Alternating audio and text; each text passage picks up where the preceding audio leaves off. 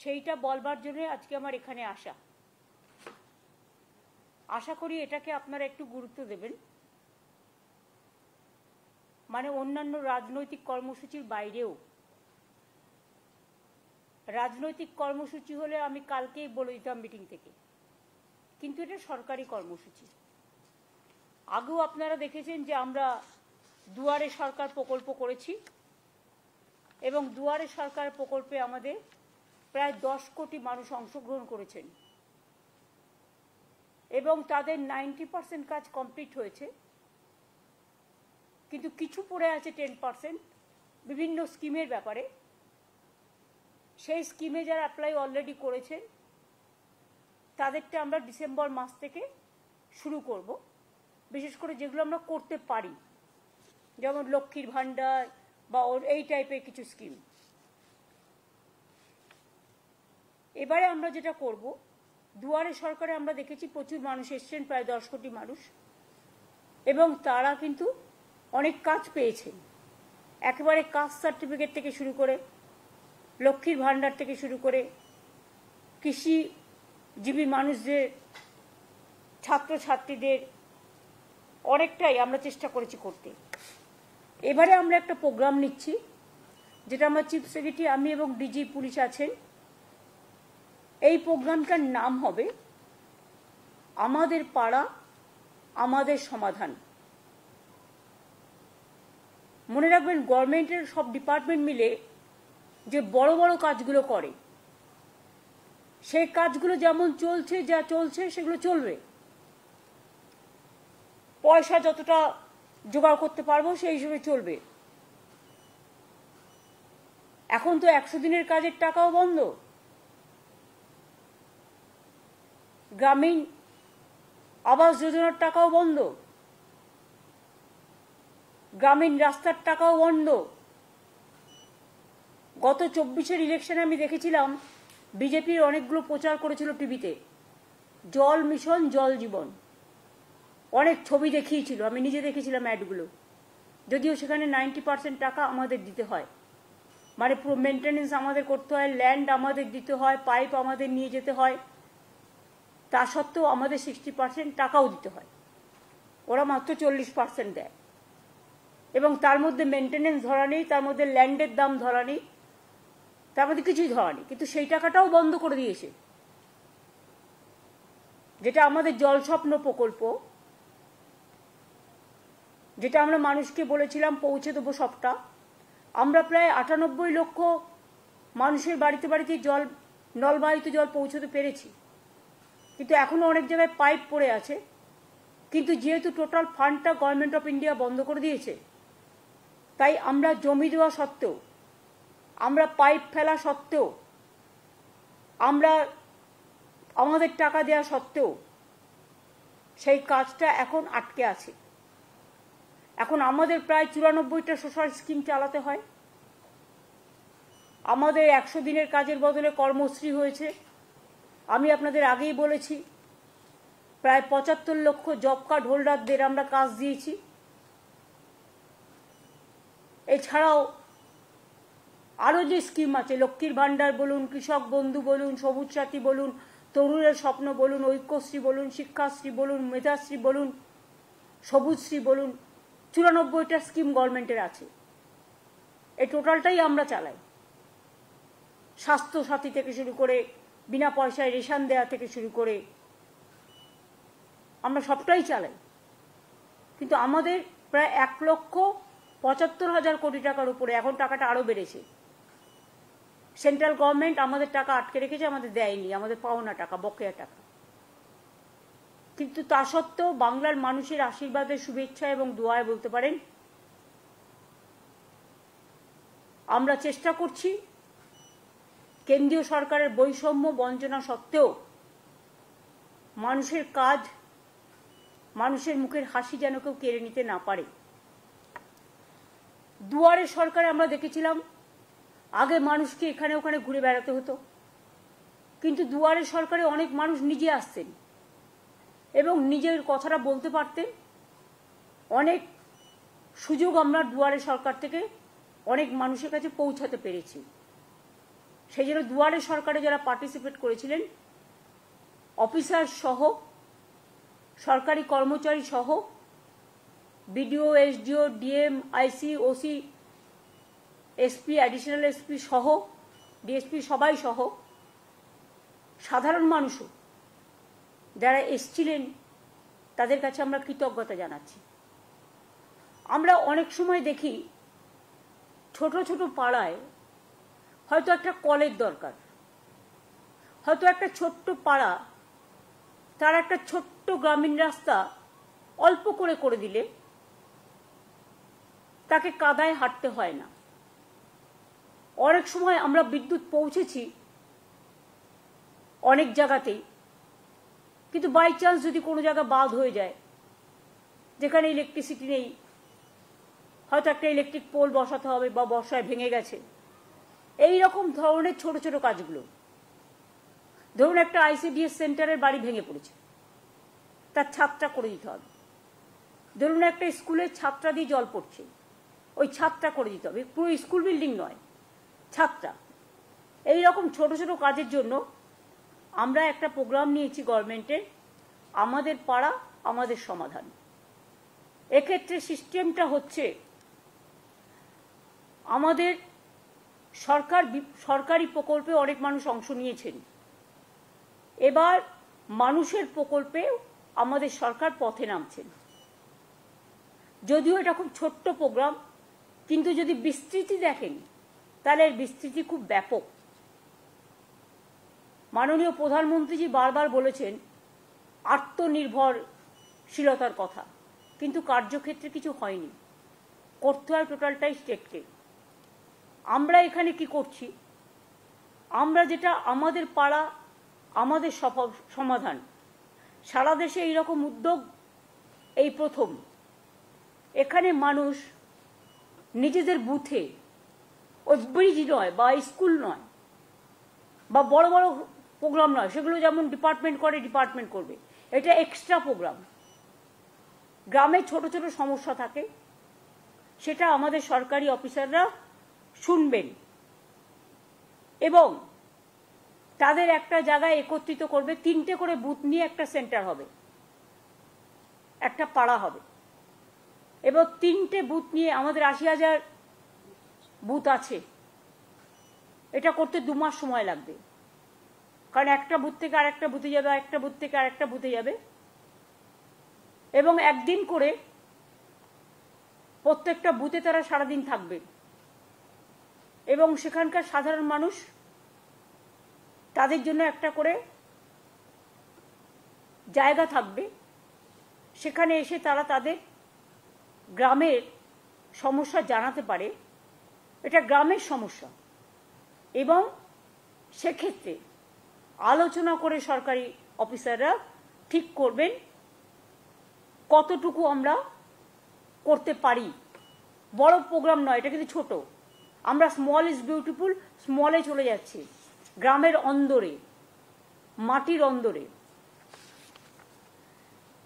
সমস্ত কাজই হবে স্বচ্ছতা বজায় রেখে, নিরপেক্ষতা মেনে, অনলাইন পোর্টালের মাধ্যমে, কিন্তু মানুষ নিজের সমস্যা নিজে জানাতে পারে, নিজের কাগজ নিজে জমা দিতে পারে।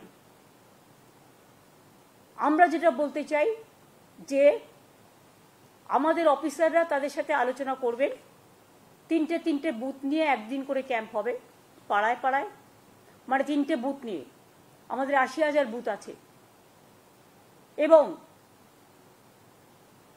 এখান থেকে কথাগুলো শোনার পরে আমরা একটা ফান্ড স্যাংশন করছি। এত সমস্যার মধ্যেও একটা বুথের জন্য আমরা এর জন্য ছোট ছোট কাজ করার জন্য 10 লক্ষ টাকা করে স্যাংশন করব। তার মানে এখানে প্রায় 8,000 কোটি টাকার উপর সরকারের খরচা হবে,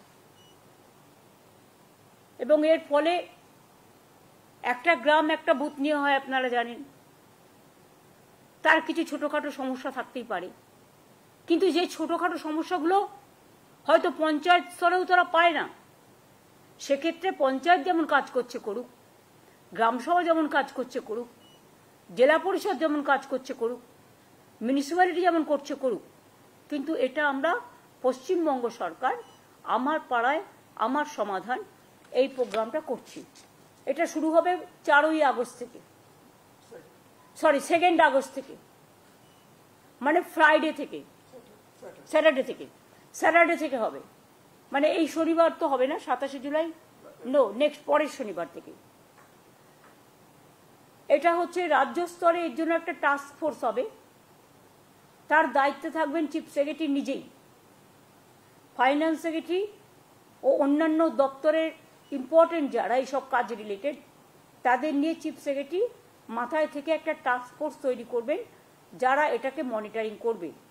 আর সেম টাস্ক ফোর্স ডিস্ট্রিক্ট লেভেলেও সিএস তৈরি করে দেবেন, সেখানে যারা মনিটরিং করবে। এবং পুলিশ তো সাথে নিশ্চয়ই থাকবে, কারণ ল অ্যান্ড অর্ডার তো তাদের দেখতে হয়। আমরা এই জন্যই প্রোগ্রামটা করছি যে ছোট সমস্যাও কিন্তু অনেক সময় মানুষ খুশি হয়, তাদের কথা কেউ শুনছে, তাদের পাড়াটাকে কেউ মাথায় রেখেছে, তাদের গ্রামটাকে কেউ মাথায় রেখেছে। এই সুযোগে গভর্নমেন্ট একটা 80,000 বুথে পৌঁছে যাওয়ার চেষ্টা করবে। 2 মাস টাইম দেওয়া হচ্ছে, মাঝে পুজোর সময়টার জন্য 15 দিন ছুটি থাকবে, সেই 15 দিনটা আমরা পরের দিকে বাড়িয়ে দেবো, কিন্তু আমরা বুথটাকে কমপ্লিট করব। এই প্রোগ্রামটার জন্যই ওপর থেকে নয়, নিচ থেকে মানুষের কথা শোনা এই প্রোগ্রামটার আসল উদ্দেশ্য, তৃণমূল স্তরে গিয়ে। এবং পাশাপাশি দুয়ারে সরকারও হবে।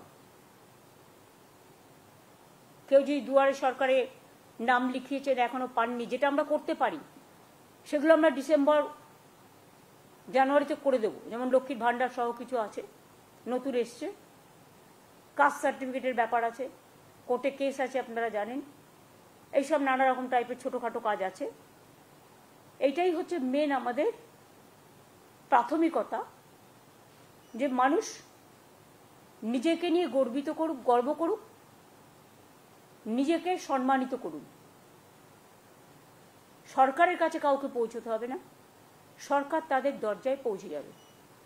আমরা দুয়ারে সরকার করেছি, আমরা দুয়ারে রেশন করার চেষ্টা করেছি, পাড়ায় পাড়ায় গিয়ে রেশন দেওয়া হচ্ছে। সেইভাবে এটা আমাদের পাড়া, আমাদের সমাধান। 3টে করে বুথ নিয়ে একদিন করেই ক্যাম্প হবে। সকলের সহযোগিতা কামনা করব। এবং এতে আমি আগেও বলেছি, আবার বলি, 8,000 কোটি টাকার উপর খরচ হবে, সেটা স্যাংশন করা হয়েছে।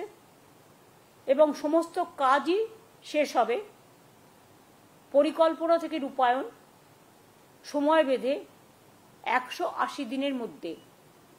মানে এখানে 3 মাস বলছে, কিন্তু আমায় করতে হবে 2 মাস। কারণ আগে আমরা ঠিক করেছিলাম 2টো করে বুথ নিয়ে করবো, এখন আমরা ঠিক করেছি 3টে করে বুথ নিয়ে করবো। সেই জন্য এটা কমে যাবে টাইমটা, 60 দিনের মধ্যে হবে। এইটা হচ্ছে, আমি সিএসকে বলবো আজ থেকেই পরিকল্পনার কাজ শুরু করে দেওয়ার জন্য। এটা আমি সিএসের হাতে তুলে দিচ্ছি অফিসিয়ালি, যদিও ওনার কাছে আছে সব। এটা ছিল আমাদের সরকারি প্রোগ্রাম ঘোষণা। এবার আমি সরকারি প্রোগ্রামের বাইরে, যদিও বাংলা রিলেটেড বলেই বলছি, দেখুন কালকেও আলিপুরদুয়ারের একজনের কাছে, এও তপশিলি সম্ভবত, অঞ্জলিশীল নিত্যশীল স্বামী, ফালাকাটা, কিন্তু চিঠিটা গেছে কুচবিহারে ভুল করে, আলিপুরদুয়ারে। এবং 19 আর 25 তারিখে লিখেছেও পুরোটা আসামি ভাষায়, এবং আসাম গভর্নমেন্ট থেকে। এই দেখুন, ফরেনার্স ট্রিব্যুনাল কোকরাঝড়, এখান থেকে চিঠিটা গেছে। বাংলার ব্যাপারে আসাম কি করে হস্তক্ষেপ করে? এটা শুধু আনএথিক্যালি নয়, আনকনস্টিটিউশনাল, ইললিগাল, এবং ওরা কিন্তু সীমারেখা লঙ্ঘন করছেন। আমি ডাবল ইঞ্জিন সরকারকে, বিজেপিকে বলবো, নিজেদের চরকায় তেল দিন, ওখানে তো কালী মন্দিরও ভাঙছেন, দাঙ্গা করছেন, ঘরবাড়ি পুড়িয়ে দিচ্ছেন, মানুষ উচ্ছেদ করছেন, ডিটেনশন ক্যাম্পে সবাইকে রেখে দিয়েছেন, অনেক মানুষের নাম বাতিল করেছেন। এইভাবে যদি মনে করেন আপনারা দেশ চালাবেন, দেশটা কিন্তু বিভক্ত হয়ে যাবে।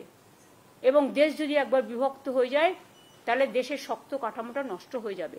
এটা আমরা কেউ চাই না। আমরা চাই আমাদের দেশ ঐক্যবদ্ধ, শক্তিশালী থাকুক। এটা যদি কেউ চান, আসামি ল্যাঙ্গুয়েজে লিখেছে, আমি সৌম্যকে দিয়ে দিচ্ছি, সব প্রেসকে একটা করে কপি দিয়ে দেবে। আমি নিজে ভাষাটা পড়লাম, প্রথমে দেখে মনে করবেন ওটা বাংলা ভাষা, তা নয়। আসামি ভাষার সাথে বাংলা ভাষার কিছুটা মিল আছে, আমরা বুঝতে পারি, কিন্তু সবটা তো বুঝতে পারি না, কারণ সবটা সম্বন্ধে আমরা তো অভ্যস্ত নই। কিন্তু ডিটেলস ছুটিটা পুরো আমি বুঝতে পারলাম, লিখেছে আসামি ভাষায়। এবার দেখুন, বাংলাদেশ সাসপেক্ট করে আজকে আবার একটা চিঠি এসছে গভর্নমেন্ট অফ ইন্ডিয়া থেকে, হয় হরিয়ানা থেকে, হরিয়ানার গুরগাঁও থেকে, ডাবল ইঞ্জিন সরকার। সেখানে অনেকগুলো নাম দিয়ে বলা হচ্ছে, in all district Kolkata, district collector মানে ডিএমদের কাছে, মালদা জেলা, দক্ষিণ দিনাজপুর জেলা, উত্তর দিনাজপুর জেলা, নদিয়া জেলা, মুর্শিদাবাদ জেলা, কুচবিহার জেলা, উত্তর 24 পরগনা জেলা এবং অল এসপিকেও বলা হয়েছে যে এই নামগুলো সব ভেরিফাই করে ইমিডিয়েট আমাদের জানাও এমএইচ এর গাইডলাইন্স অনুযায়ী। এরা কি চাইছে, বাংলাটাকে দখল করতে নাকি? মানে গায়ের জোরে বাংলা রাজ্যটাকে উঠিয়ে দিতে? ভাষা সন্ত্রাস চলছে, মানুষের উপর অত্যাচার সন্ত্রাস চলছে। এবার প্রত্যেকটা জেলা চুনকে চুনকে, মানে বেছে বেছে জেলার মানুষদের যাতে সংকটে ফেলা যায়। আমি সবাইকে বলবো, কেউ ভয় পাবেন না, আমরা আমাদের কাজ আমাদের মতো করব। মানুষকে রক্ষা করা আমাদের দায়িত্ব এবং কর্তব্য। এই সব করে ভোটার লিস্ট থেকে নাম বাদ দিয়ে বিজেপি যদি মনে করেন মহারাষ্ট্র দিল্লির মতো বাংলায় জিতবেন, তাহলে ভুল করছেন। মানুষের বিস্ফোরণ গতকাল আপনারা দেখেছেন। কাউকে আমরা নিয়ে আসিনি, তারা নিজেদের তাগিদে এসছেন। এবং এটাও যদি চান, এটাতেও প্রায় নাম আছে 52 জনের।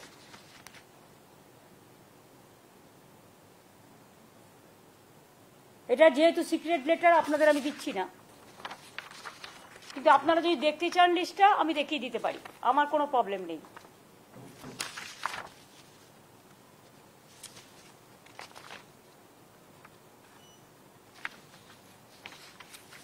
এই দেখুন ফুল পেজ লিস্ট, দেখুন ফুল পেজ লিস্ট,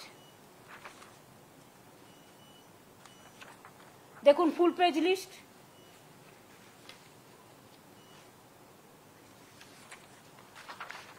দেখুন ফুল পেজ লিস্ট,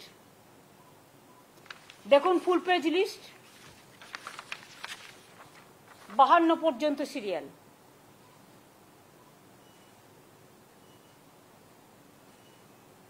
এই যে জেলাগুলো বললাম, সেই জেলাগুলো সব ইনভলভ আছে।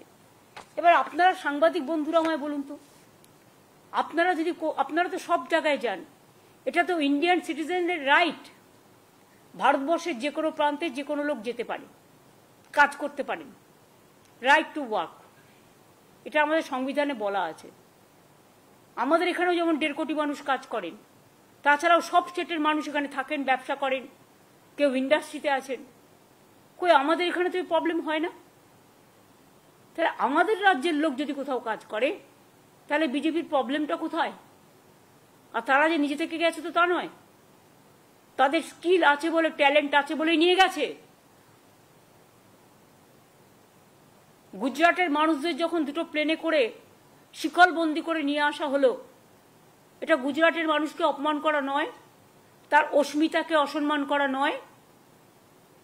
তেমনি মনে রাখবেন, গুরগাঁওয়ে যাদের রেখে দিয়েছেন ডিটেনশন ক্যাম্পে বা জেল তৈরি করে, আসামে যাদের রেখে দিয়েছেন, উড়িষ্যায় যাদের রাখছেন, ছত্তিশগড়ে যারা রাখছেন, মধ্যপ্রদেশে যাদের রাখছেন, রাজস্থানে যাদের রাখছেন, দিল্লিতে যাদের রাখছেন, মনে রাখবেন, আমি জানি না কারায় বুদ্ধি দিচ্ছেন। নিশ্চয়ই বুদ্ধিভ্রম হয়েছে, বুদ্ধিভ্রষ্টা হয়েছে। পয়েলগাঁওতে যারা আক্রমণ করলো সেই জঙ্গিদের কেন অ্যারেস্ট করছেন না? মণিপুরে যে তাণ্ডব আজও চলছে, আসামের মুখ্যমন্ত্রী মহাশয়, আপনাকে সম্মান জানিয়েই বলছি, আপনি মণিপুর তো কন্ট্রোল করতে পারলেন না, আপনি নাকি নর্থ ইস্টার্নের দায়িত্বে। এমনকি মণিপুরের যিনি মন্ত্রী মহাশয়, যিনি আবার নর্থ ইস্টার্নের চার্জেও আছেন, তারা কেউ ভয়ে মণিপুরে যেতে পারেন না।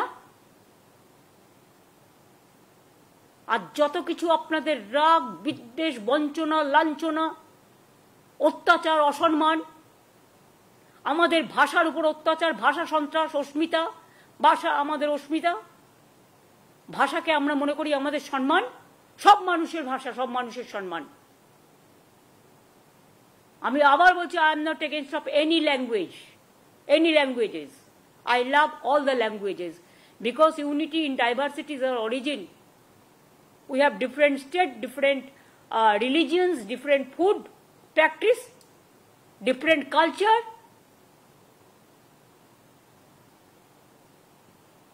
আমরা সবাই সবাইকে নিয়ে ভালো থাকি, এটাই ভারতবর্ষ। সারে জাহাঁ সে আচ্ছা হিন্দুস্তান হামারা।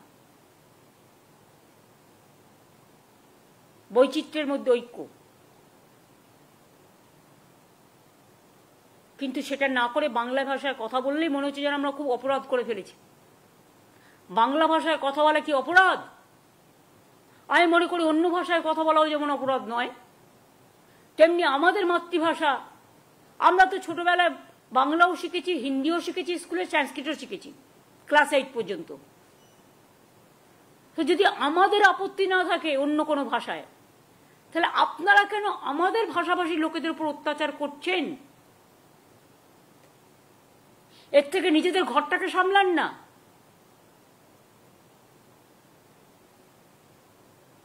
ঘরে আগুন লাগলে জলে আগুন নেভাবেন কি করে? আগে তো ঘর সামলান। বাংলার দিকে তাকানোর দরকার নেই। বাংলা 1 নম্বরে আছে, বাংলা 1 নম্বরে থাকবে। আর বাংলার মেধা, বাংলার প্রতিভা, নাসা থেকে ভাষা মাথায় রাখবেন। হারবার্ড থেকে অক্সফোর্ড যান, গিয়ে ঘুরে আসুন।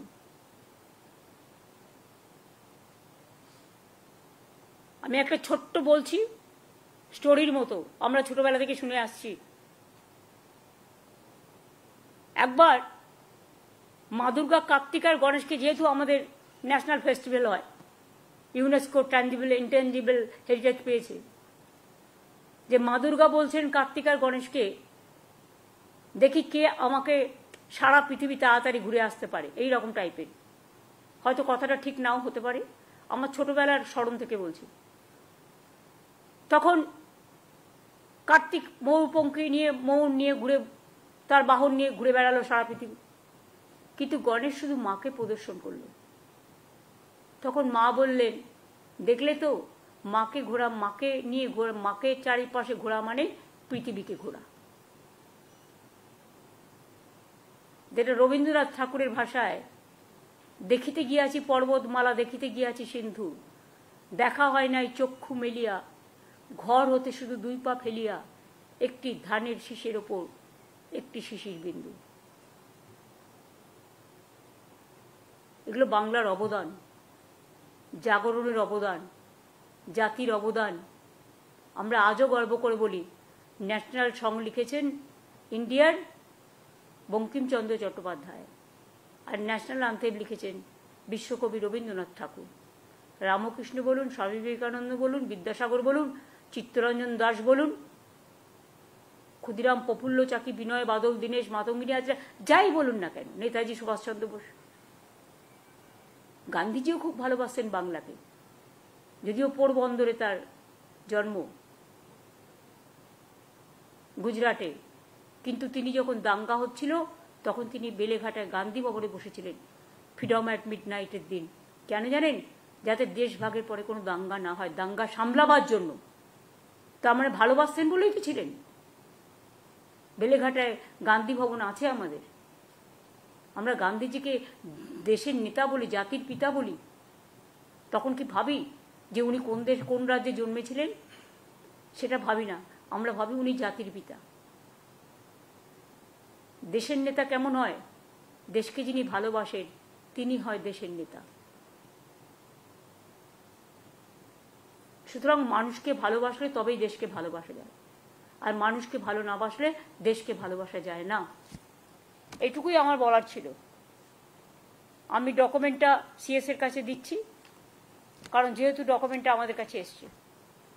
এই পর্যন্ত আজকে আমার বলার ছিল। তারপরে যদি এই সাবজেক্টের উপর আপনাদের কোনো কোয়েশ্চেন থাকে, ইউ ক্যান। एक सवाल था पार्लियामेंट से जुड़ा हुआ। पहले आप बताओ, आप लोग तो हम जो कहते हैं वो आप कहते हैं, वो तो नहीं कहते हैं। आप लोगों के ऊपर तो रेस्ट्रिक्शन होता है, बीजेपी जो कह देता है वही आप लोग कह देते हैं। आप कर सकते हैं ना, हम जो बोलते हैं करने का हिम्मत है। आज तो दूरदर्शन को भी ले लिया, एएनआई को भी ले लिया, सबको ले लिया, लेकिन आप पूछिए, आपका पूछने का हक है।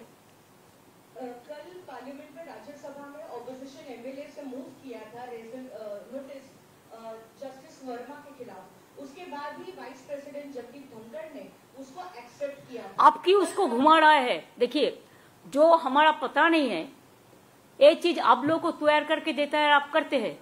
इसका अंदर में और कुछ गड़बड़ है, देख लो। क्यों आप इसको डेकोरेशन किया है? ये आपका डेकोरेशन हो सकता है, और इसको जवाब दिया हम नहीं कर सकता है। इसको पार्लियामेंट्री कमेटी सब है, एमपीज लोग है, उसको सवाल करने का आदत है, वो जब मौका मिलेगा करेगा। लेकिन आप तो क्वेश्चन तैयार करके ले आया, रिप्लाई तैयार करके ले आया, आपको कैसे पता चला इसके लिए किया? You cannot decide the political parties for what reason Mr. Dhankar resigned. You cannot decorate that line.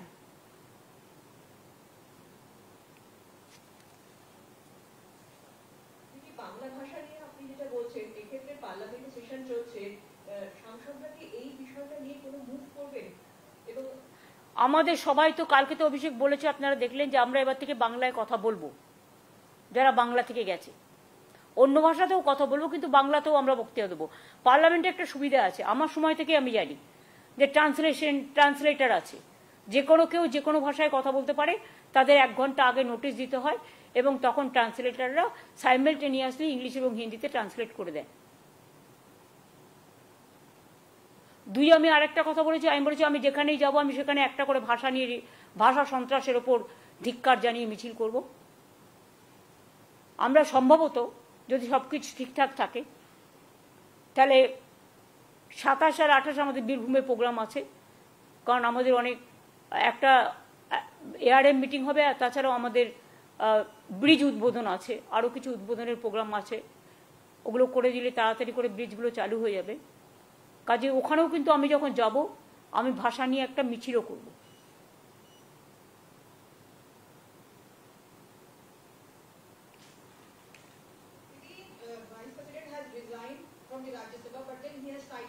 You are from ANI? You are from ANI? No, Didi, from PTI. PTI, okay. Then she is from ANI, na? Your friend? Yeah, from Pooja from Times Now. Times Now, okay. You, please. Bolo. I'm saying that Mr. Dhankar has resigned citing the reason of health issues. Now, how do you see that? I don't have any comments about it, because let us see the things. Let us watch. He is wealthy man. He is a healthy man. I think his health is absolutely okay.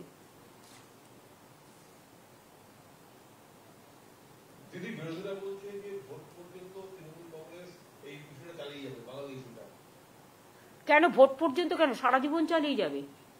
Trinamool যখনই এ ধরনের সন্ত্রাস হয়েছে তখন লড়াই করেছে, লড়বে।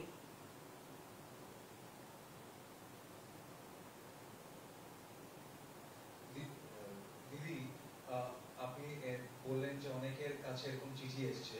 আমরা আগে দেখেছিলাম যখন এরকম কোনো মানুষকে সন্দেহ চোখে রেখে ডিটেনশনে ক্যাম্পে পাঠিয়েছে, তখন রেসপেক্টিভ ডিস্ট্রিক্ট পুলিশের কাছে লেটার যায়, কোয়েরি লেটার যায়।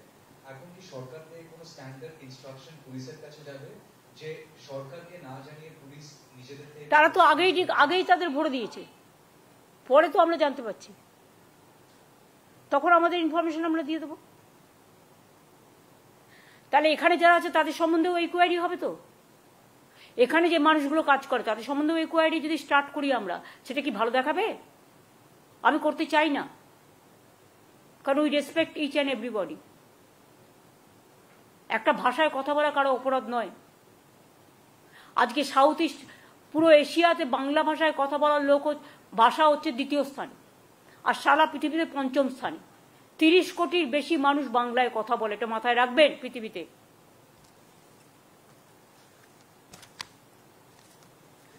আই থিঙ্ক হয়ে গেছে। আমার আবার ইউনিসেফের ওরা আসবে, আমার একটা মিট করতে হবে। একটা জিনিস সেখানে জিজ্ঞেস করা ছিল, সেটা হচ্ছে যে এই যাদের নিয়ে কোয়েরি করতে পাঠাচ্ছে তাদেরকে নির্দিষ্ট অভিযানে যাচ্ছে, মানে যে রাজ্য থেকে কোয়েরি পাঠাচ্ছে সেখানে 30 দিনের জন্য একটা হোল্ডিং ক্যাম্পে রেখে দেওয়া হচ্ছে। সেটা তো কালকে আপনাদের এই মিটিংয়ে দেখালাম। এটা ইল্লিগাল ডিটেনশন এবং অসম্মান আমাদের মাতৃভাষার প্রতি। এটা চ্যালেঞ্জ হবে, just wait and see, it will be challenge at proper time.